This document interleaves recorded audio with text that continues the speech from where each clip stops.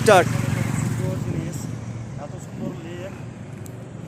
একটু আর যদি এই ডিসেম্বরের দিকে আসা যায়, এই লেকটাতে সম্পূর্ণ বরফ জমে থাকবে।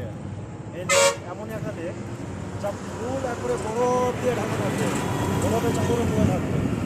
বাট এখন আমরা ওই সিচুয়েশনে ওই টাইমে আসিনি, নইলে এখানে পুরো বরফ দেখতে পেতে। আপনাদেরকে রিকোয়েস্ট করবো এখানে একবার আসুন, দেখুন, ঘুরুন, কত সুন্দর জায়গা। এখানকার যে জায়গা সত্যি একবারে অমায়িক, মানে একবারে বোঝা যাবে না। এখন অনেক জিনিস এখানে দেখার মতো, ঘোরার মতো অনেক কিছু জিনিস আছে। আপনাদেরকে দেখাচ্ছি সেই লেকটা, যে লেকটা ডিসেম্বরের মধ্যে সম্পূর্ণটা বরফ জমে যায়। এমনভাবে বরফ জমে যেমন হচ্ছে এতে হেঁটে যাওয়া যাবে। আপনি একটু দেখুন লেকটা কত সুন্দর লেক। তারপর আমার পিছনে রয়েছে খুব সুন্দর একটা ভিউ, যা দেখলে ভালো লাগবে। পিছনে একটা নীলগাই আছে, সেই নীলগায়ে চেপে ভিডিও, ফটো, অনেক কিছু জিনিস করা যায়। সামনে একটু দেখেন, পিছনে দেখেন কত সুন্দর ভিউ।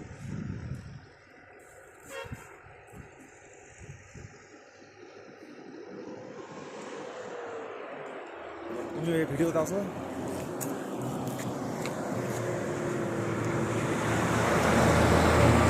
বলো, কিছু বলো।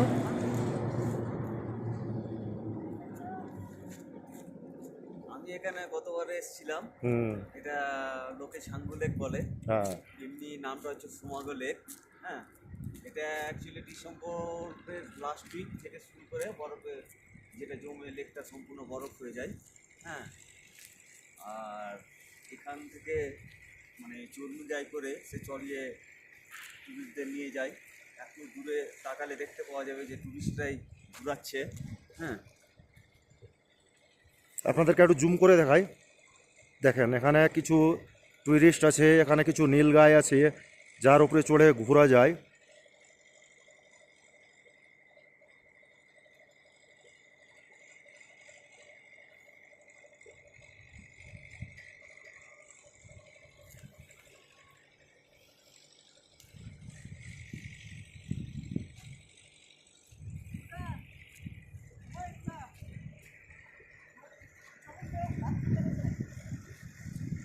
ওকে আগে বাথরুমটা করে দাও।